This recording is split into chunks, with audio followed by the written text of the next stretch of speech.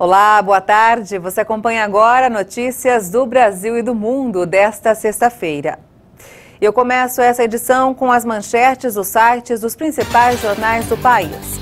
Folha de São Paulo, o deputado estadual mais votado da Bahia morre afogado em praia aos 29 anos. João Isidório era filho do deputado federal Pastor Sargento Isidório. E agora o Estadão, vacinas contra a Covid-19 aumentam sensação de segurança no Brasil, aponta pesquisa. Estudo mostra que 75% dos brasileiros se sentem muito seguros ou seguros contra a doença. 40% querem voltar a frequentar cinemas, shoppings e outros espaços fechados. E 32% a viajar. Valor econômico, inflação arrasta serviços e PIB do terceiro trimestre pode até ter leve baixa, dizem economistas. A queda inesperada de 0,6% nos serviços em setembro deixa claro que a alta de preços está minando o poder de compra. E por fim o Globo, após profusão de erros de juízes e do VAR, CBF demite Leonardo Gaciba da chefia da comissão de arbitragem.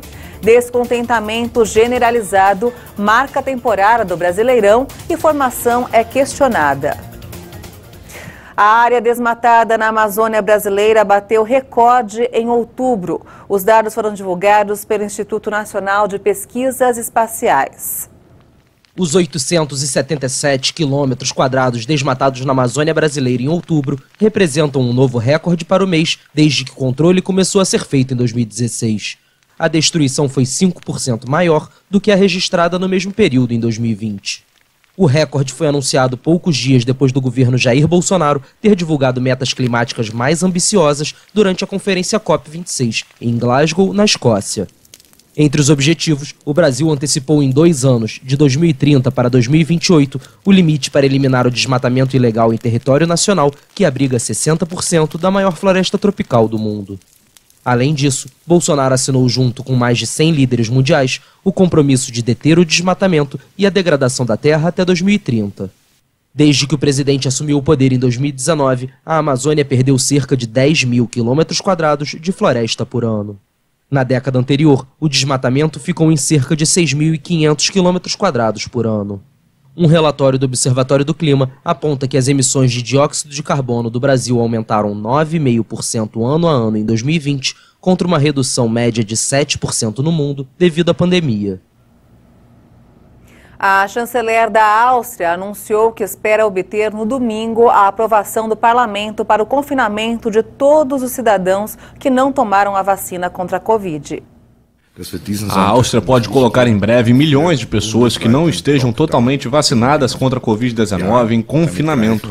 O chanceler Alexander Schallenberg anunciou nesta sexta-feira que espera obter no domingo a aprovação da medida pelo parlamento.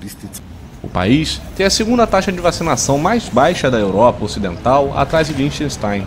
Os estados da Alta Áustria e Salzburgo, que registram os piores números de contágios, começaram a aplicar confinamentos na segunda-feira passada. Para que a medida seja aplicada a nível nacional, a norma deve ser aprovada pelo parlamento e pelas autoridades dos governos regionais durante o fim de semana. O confinamento para os não vacinados significa que as pessoas não imunizadas só podem sair de casa para trabalhar, fazer compras essenciais e fazer exercícios ao ar livre. O governo anunciou ainda que vai decretar a vacinação obrigatória para os profissionais da área da saúde. Quase 64% dos austríacos estão completamente vacinados, um percentual levemente inferior à média da União Europeia, que é de 67%. A Áustria, país de 9,8 milhões de habitantes, registrou mais de 11.640 mortes por Covid desde o início da pandemia.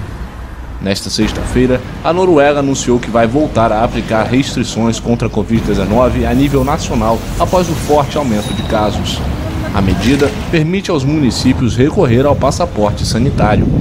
O país escandinavo, que suspendeu todas as restrições no fim de setembro, também vai propor uma dose de reforço da vacina anti-Covid-19 a todas as pessoas com mais de 18 anos. A Europa enfrenta um agravamento da situação epidêmica, em particular na Alemanha. As pessoas não vacinadas são as mais afetadas. Segundo a OMS, o continente é novamente o epicentro da pandemia no mundo. Todos os anos, cerca de 300 filhotes de chitas são traficados através da Somalilândia para compradores ricos no Oriente Médio, que buscam animais de estimação exóticos. Arrancado das mães, um filhote que sobrevive ao trauma pode render até 15 mil dólares.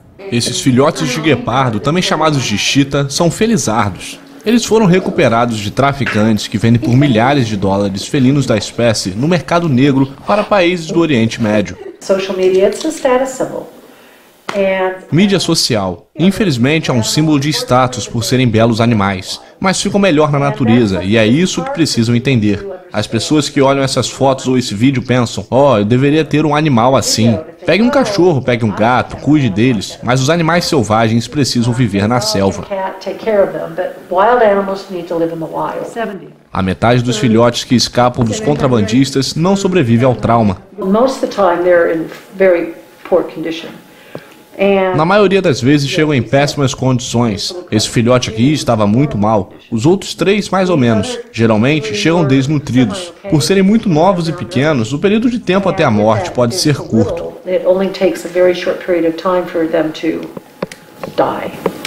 O Fundo para a Conservação de Chitas diz que cerca de 300 filhotes de guepardo são traficados todos os anos. Há um século, havia 100 chitas na natureza no mundo. Nós estamos muito preocupados que os números de chitas em escala global seja apenas um pouco mais de 7 mil. Esse montante não é um número muito grande de animais. O tráfico pode fazer com que essa população seja extinta em muito pouco tempo. O Fundo para a Conservação de Chitas mantém 3 abrigos na área de Hargeisa, capital da Somalilândia, uma região autônoma no noroeste da Somália. Que absurdo, né? Bem, essa edição fica por aqui. Você acompanha outras informações durante a nossa programação.